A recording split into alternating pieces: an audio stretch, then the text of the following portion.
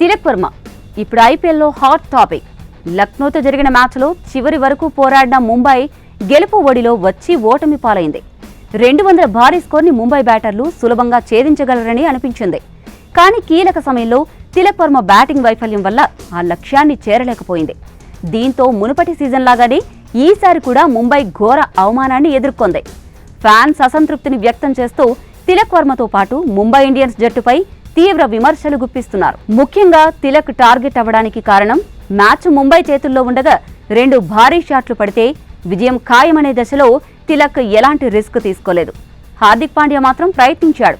అయితే అప్పటికే క్రీజులో సెటిల్ అయిన తిలక్ నుంచే మంచి ఇన్నింగ్స్ అవసరం ఉండేది. అదే లేకపోవడమే ఫ్యాన్స్ కోపానికి ప్రధాన కారణం. తరువాతి ఓవర్లో మ్యాచ్ ఫలితం తేలనుంది అన్న సమయంలోనే ముంబై మేనేజ్మెంట్ నుంచి తిలక్ ను రిటైర్ అవ్వమన్న ఆర్డర్ వచ్చింది. కోచ్ మహేలా జయవర్ధనే తీసుకున్న ఈ నిర్ణయం సోషల్ మీడియాలో హాట్ టాపిక్ అయిపోయింది. డగౌట్ నుంచి ఆ సమాచారం అందిన వెంటనే తిలక్ వర్మ నిరాశతో పెవిలియన్కి వెళ్లిపోయాడు. తర్వాత అంపైర్ అతన్ని రిటైర్డ్ అవుట్గా డిక్లేర్ చేశాడు. ఇది ముంబైకి ఎంత మేరకు ఉపయోగపడిందో అనుమానం. తిలక్ తర్వాత వచ్చిన మిచెల్ శాంట్నర్ బిగ్ హిట్టర్ కాదన్న విషయం అందరికీ తెలిసిందే. తిలక్ లాంటి బ్యాట్స్మెన్ను నమ్మకపోవడం అతడి సెల్ఫ్ కాన్ఫిడెన్స్ పై పెద్ద దెబ్బగా మారింది. ముంబై తమ కీలక బ్యాట్స్మెన్ పైన ఆశలు వదిలేస్తే ప్లేఆఫ్స్కి ఎలా చేరుతుంది అన్నది అభిమానుల ప్రశ్న. ఇక్కడ అసలైన ప్రశ్న మరొకటి ఉంది. బౌలర్ అవుట్ చేయకుండా, గాయం కూడా లేకుండా ఒక బ్యాటర్ ఇలా వెళ్లిపోవచ్చా? 5 దశాబ్దాల క్రికెట్ చరిత్రలో ఇది అరుదైన విషయం. కానీ ఐపీఎల్లో మాత్రం ఇది 3వసారి జరిగింది.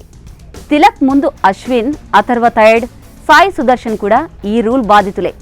ఐపీఎల్ రూల్స్ ప్రకారం బ్యాటర్ సొంతంగా లేదా మేనేజ్మెంట్ ఆదేశంతో క్రీజ్ విడిచేస్తే అంపైర్ అతన్ని రిటైర్డ్ అవుట్గా డిక్లేర్ చేయొచ్చు.